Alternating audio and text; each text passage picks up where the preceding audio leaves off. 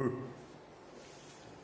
Matthieu et Luc nous racontent la nativité, nous racontent particulièrement la période de Noël. Mais il y a Jean et Marc qui, eux, passent outre. Jean nous le raconte de manière philosophique. Vous vous rappelez du prologue, au commencement était la parole. Marc, lui, semble passer par-dessus. Sauf que Marc fait un autre choix. Et comme vous avez vu que nous commencions aussi notre voyage dans Marc, nous allons continuer aussi dans Marc. Et le choix que Marc fait, c'est le fait de directement, au tout début de son évangile, donner le ton. Vous savez, à l'école, on nous apprend, au moment où l'on écrit une rédaction, au moment où l'on fait son travail, tout simplement, de faire une introduction. Et dans son introduction, déjà d'introduire, vous vous rappelez, qu'est-ce qu'on met dans une introduction ? On y met le plan du déroulé de ce qu'on va penser. On veut dire qu'on va dire, voilà ce qu'on va faire, on va avoir la thèse, l'antithèse, la synthèse, parce qu'on écrit de manière hegelienne, en France, en tout cas dans notre travail. Et donc, on met souvent dans notre introduction un peu toutes les pistes qui vont nous permettre de savoir où l'on va aller. C'est ce que fait Marc. Dans Matthieu, l'idée est de raccrocher à l'histoire. Dans Luc, l'idée, c'est de rappeler une histoire. Mais Marc, lui, il veut aller directement à l'essentiel. Et donc, il commence son évangile en mettant le ton. Et on avait vu à quel point Marc, la dernière fois, en faisant le parallèle entre l'histoire de Noé et le baptême de Jésus, entre le peuple dans le désert et Jésus dans le désert, marquait à quel point Jésus était un accomplissement, était celui qui venait, qui portait les choses sur lui. Et voilà que l'on avance un petit peu plus dans l'histoire. Nous sommes dans Marc, au chapitre 1, à partir du verset 14. Et nous commençons à la moitié du verset 14,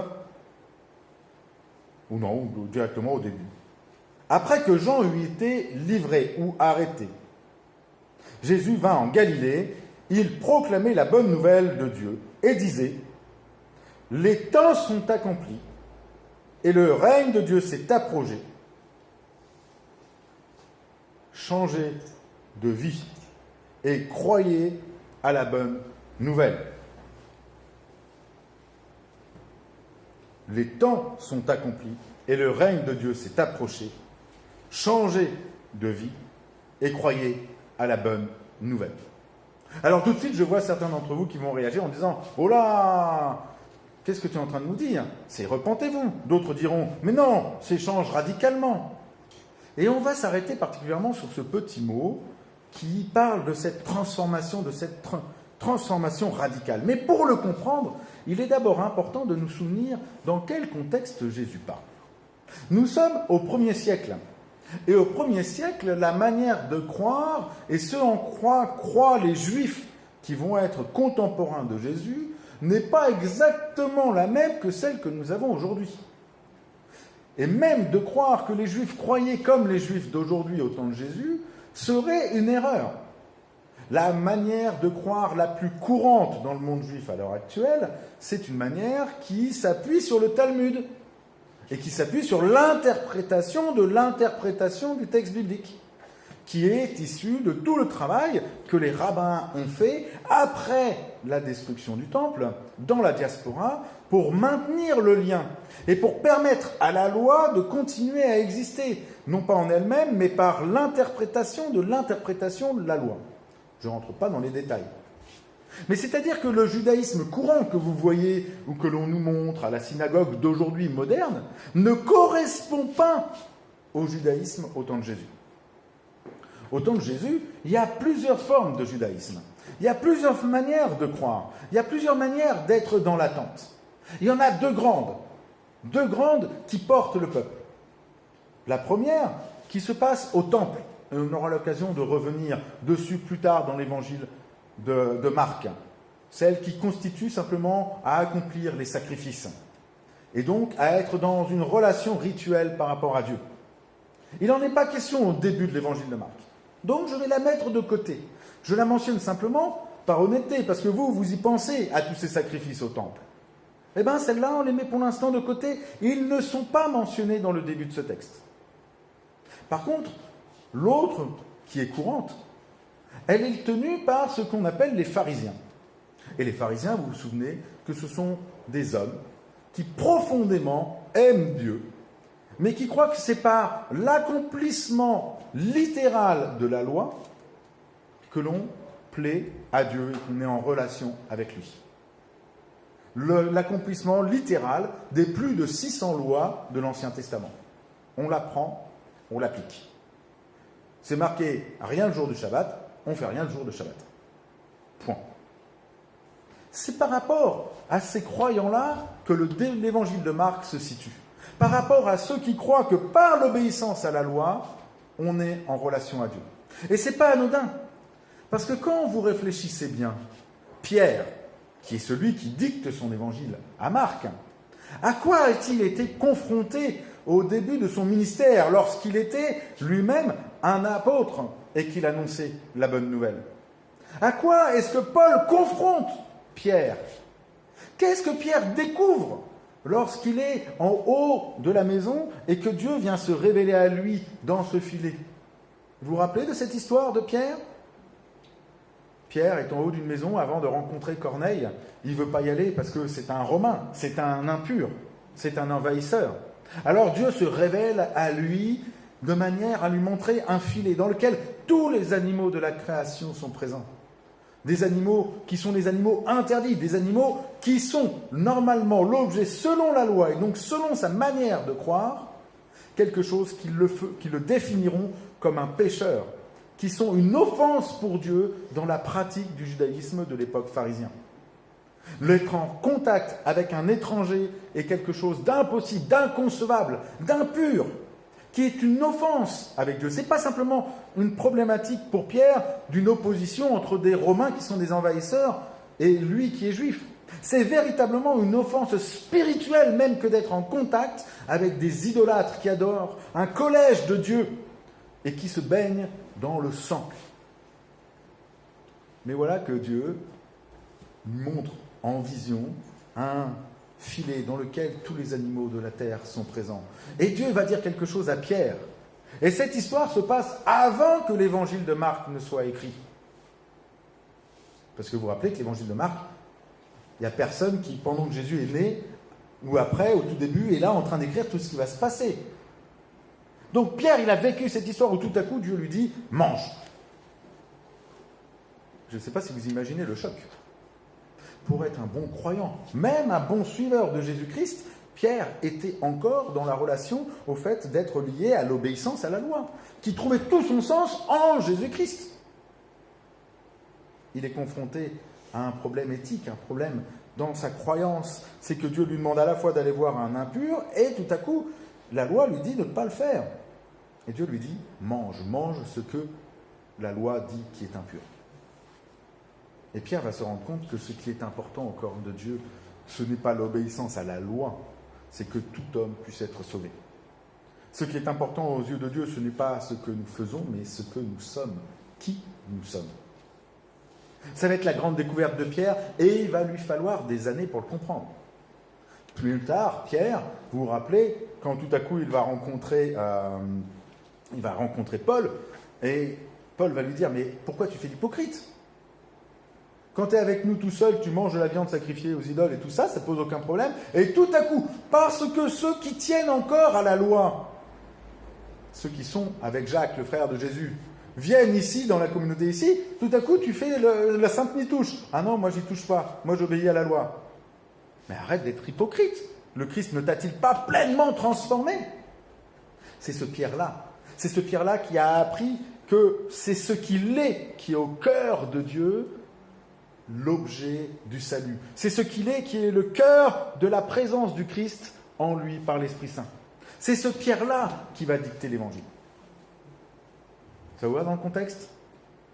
Donc maintenant qu'on a conscience de ce Pierre qui a fait ces découvertes-là, on peut comprendre tout à coup pourquoi, tout à coup, Pierre parle et commence l'Évangile par nous annoncer la bonne nouvelle. Et vous vous rappelez qu'on avait dit que la première chose que Marc nous dit, c'est le commencement de la bonne nouvelle de Jésus-Christ. Et comment commence cette bonne nouvelle ? Elle commence par le fait de nous parler de Jean-Baptiste. Et on nous parle de Jean-Baptiste qui annonce une nouvelle. Il proclamait, il disait. Excusez-moi, je le reprends. J'aurais dû le souligner. 1,4. C'est ça. Il disait et proclamait, changez de vie, ou repentez-vous, faites-vous baptiser, et vous recevrez le pardon des péchés. Voilà ce que Jean-Baptiste disait. Repentez-vous, c'est le même mot que changer de vie, que changer radicalement. C'est le contexte qui va faire qu'on va le traduire par repentez-vous. Et là, on le traduit par repentez-vous parce qu'à la fin du passage, on nous dit vos péchés seront pardonnés. Donc, changez de vie de manière, ensuite, ayez l'action de vous faire baptiser et vos péchés seront pardonnés. Ce que Jean-Baptiste annonce, c'est l'accomplissement de la loi. Et pourquoi je dis ça? C'est parce que quand tout à coup Jean-Baptiste est arrêté, Marc nous fait la mention suivante que Jésus, lui aussi, va annoncer la bonne nouvelle. Mais regardez comment il l'annonce. Jésus-Christ ne va pas du tout dire ce que Jean-Baptiste disait. Jean-Baptiste disait « Changez de vie, soyez baptisés pour que vos péchés soient pardonnés. » Et regardez bien ce que Jésus dit, ce que nous avons lu tout à l'heure. Lui disait « Les temps sont accomplis, le règne de Dieu s'est approché. Changez de vie et croyez en la bonne nouvelle. » Est-ce que vous voyez une différence entre les deux? Moi, j'en vois une énorme. J'en vois une énorme.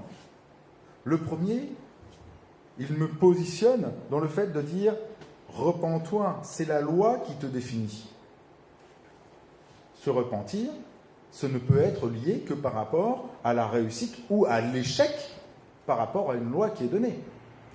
Tu te repens, tu manifestes par une œuvre de ton baptême ta repentance et tu reçois le pardon de tes péchés. Ce qui est directement ce que les pharisiens demandent. Jean-Baptiste n'est pas le premier à baptiser. On a vu les traces de baptême chez les Esséniens et on sait que le baptême était une pratique courante dans le judaïsme de l'époque. Jean-Baptiste vient pour annoncer l'accomplissement profond de la loi. La loi peut aller jusque-là. La loi peut nous amener jusqu'à ce que, au plus profond de notre repentance, en changeant radicalement de vie, nous puissions être baptisés, nous puissions être pardonnés. C'est le rôle profond de la loi, c'est le rôle profond que l'on va retrouver aussi chez les sacrifices. C'est ce que les Juifs connaissent depuis plus de 1000 ans aussi. Qu'à travers la repentance, on reçoit le pardon de Dieu. Ce n'est pas quelque chose de chrétien du tout que de croire que la repentance amène au pardon de Dieu. C'est ce qui appartient à l'Ancien Testament. Que la conséquence de la repentance et le pardon de Dieu, c'est Lévitique 17. C'est tout le rapport à la loi. Le rapport à la loi de l'Ancien Testament n'est pas une loi qui est là pour nous condamner. C'est une loi qui fait que lorsque nous nous repentons, nous recevons le pardon. Une fois par an, on met sur le bouc, on porte sur la bête l'ensemble du péché du peuple pour qu'il lui soit pardonné et qu'il continue sa relation avec Dieu. Ce qui fait que lorsque Jean-Baptiste dit « Repentez-vous, changez de vie, repentez-vous, faites-vous baptiser, il vous sera pardonné », il n'est pas en train d'annoncer ce que Christ va faire. Il n'est pas en train d'annoncer la bonne nouvelle qui va arriver. Il est en train de poser le décor sur lequel on est. Tout homme, quel qu'il soit, lorsqu'il se repent, dans le judaïsme, est pardonné. Et cette réalité-là, elle était présente au temps de Jésus. Et c'est d'une malhonnêteté chrétienne que de croire que le pardon des péchés face à la loi, c'est quelque chose qui n'est propre qu'aux chrétiens. C'est ne pas connaître le judaïsme. Et Jésus, lui, il fait autre chose. Et regardez la dynamique de ce qu'il dit. Il dit, les temps sont accomplis. Les temps, c'est maintenant. On n'est plus sur hier, on n'est pas sur demain. Les temps sont accomplis. Le royaume de Dieu s'est approché. Voyez la dynamique. Les royaumes de Dieu se sont approchés. Voyez le mouvement? Quelque chose qui s'approche. Quelque chose qui vient vers moi. Le principe de quelque chose qui s'approche, ce n'est pas quelque chose qui s'éloigne. Ce n'est pas quelque chose qui m'éloigne de Dieu. Quelle est la conséquence première du péché? L'éloignement, la séparation d'avec Dieu. Quelle est la première chose que Jésus dit quand il annonce? Il dit quelque chose s'approche. Il y a déjà une rupture que Jésus est en train d'apporter. Pierre a pris conscience, et Marc nous le rappelle, que la première chose que Jésus-Christ fait, ce n'est pas de nous montrer à quel point nous sommes séparés, c'est de nous montrer à quel point quelque chose se rapproche de nous, vient jusqu'à nous. Dieu avec nous. Emmanuel, on l'a chanté ce matin. Marc est en train de nous faire un récit, pas de la nativité, mais de pourquoi Jésus est venu. Le péché nous éloigne, et quand Jésus vient, et la première parole que Jésus-Christ prononce dans l'évangile de Marc, c'est quoi? C'est le royaume des cieux s'est approché. Il n'est pas en train de nous faire un précis de doctrine calviniste en nous disant « Avant toute chose, prenez conscience que vous êtes des immondes pécheurs et que vous ne pouvez pas être en relation avec Dieu. » La première parole de Jésus-Christ dans Marc, c'est de dire « Le royaume des cieux s'est approché de vous. » Quelque chose s'approche de vous. Quelque chose s'approche de vous et ça a pour conséquence que vous changiez de vie, que vous changiez de comportement. Et volontairement ici, je ne mets pas le mot repentir, puisque dans la suite, Jésus ne parle pas de ça. Mais le mot métanoïa qui est utilisé ici. Transformation. Parce que le royaume s'approche de moi, parce que tout à coup quelque chose s'approche de moi, ça produit en moi une transformation. Et quelle est la conséquence de cette transformation pour Jésus? Vous l'avez noté, la troisième chose qu'il dit, alors croyez en la bonne nouvelle. Quelque chose s'approche de moi, me transforme, et je peux croire. Alors je peux dire, je peux annoncer, je peux proclamer, je peux investir en moi cette bonne nouvelle. Est-ce que vous voyez le mouvement? Quelque chose qui s'approche, qui me transforme et qui construit ce qui est à l'intérieur de moi par la foi en la bonne nouvelle. Et quand Jésus parle de la bonne nouvelle et qu'il parle du royaume, il parle de qui? Qui s'est approché d'eux? Reprenez le tout début du passage. Il est magnifique. Et c'est pour ça que tout à l'heure, au tout début, quand je vous ai dit où commencer, j'étais déjà dans l'influence de ce que je voulais vous dire. La moitié du verset 14, Jésus vint de Galilée. Vous voyez le mouvement? On a un mouvement où on a Jésus qui vient. Et ensuite, il dit, le royaume s'est approché. Est-ce que vous voyez la scène? Dans la scène, qui s'est approché? Ce n'est pas Jésus qui était assis et les gens sont venus à lui.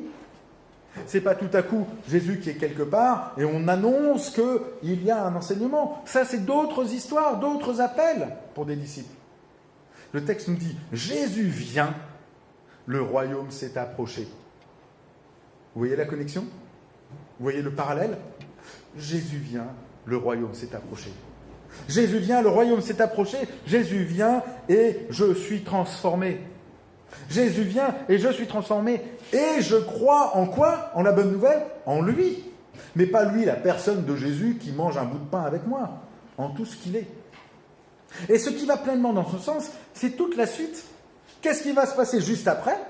Juste après cette histoire, c'est l'appel de Pierre, justement. Et c'est une transformation. En passant par le bord de la mer, de Galilée, il vit Simon et André, frères de Simon, qui jetaient leurs filets dans la mer, car ils étaient pêcheurs. Jésus leur dit, « Venez à ma suite, et je vous ferai devenir pêcheurs d'hommes. » Aussitôt, ils laissèrent leurs filets et le suivirent. Vous voyez la transformation? Il y a transformation chez Pierre et chez André. Ils sont pêcheurs de poissons et ils vont devenir pêcheurs d'hommes. On a bien la métanoïa dont Jésus nous a parlé juste avant, de changer de vie. Et elle est même radicale. Vous imaginez, vous êtes au boulot, Jésus passe et vous dit « Laisse tomber ton boulot, suis-moi », vous arrêtez le boulot, c'est une transformation.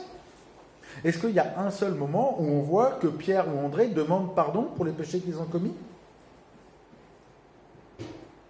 Est-ce que vous voyez un seul endroit où vous voyez ensuite les fils de Zébédée demander pardon parce qu'ils n'ont pas obéi à la loi? Je vous donne cet exemple-là. Mais vous reprenez toutes les histoires qui suivent derrière de transformations qui vont venir dans l'évangile de Marc. Et dans aucune, la repentance n'apparaît. La première fois où on va parler du pardon, c'est bien plus tard, et on aura l'occasion de revenir dessus, quand tout à coup, un homme paralytique est présenté à Jésus, et que Jésus va tout simplement lui dire « tes péchés sont pardonnés ». Et où les pharisiens vont se monter en opposition face à Jésus en disant « qui est cet homme qui peut pardonner les péchés ?» C'est normal, l'homme il n'a pas demandé pardon. On descend un homme paralytique par le toit, l'homme il ne peut rien faire, Jésus le voit, il dit « tes péchés sont pardonnés ».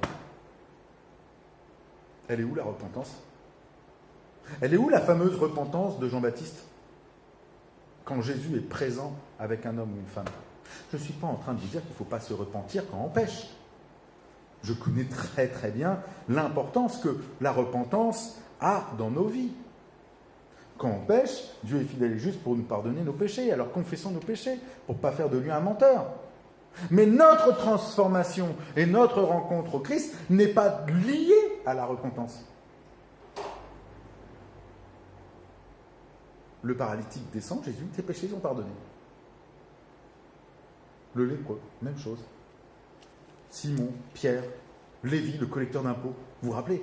Là, on fait fort dans le péché. Hein. Là, on fait fort. Hein. On a un gars qui a complètement nié son peuple. Collabo. Tout ce qu'on veut. Jésus lui dit pas repens-toi. Il lui dit suis-moi.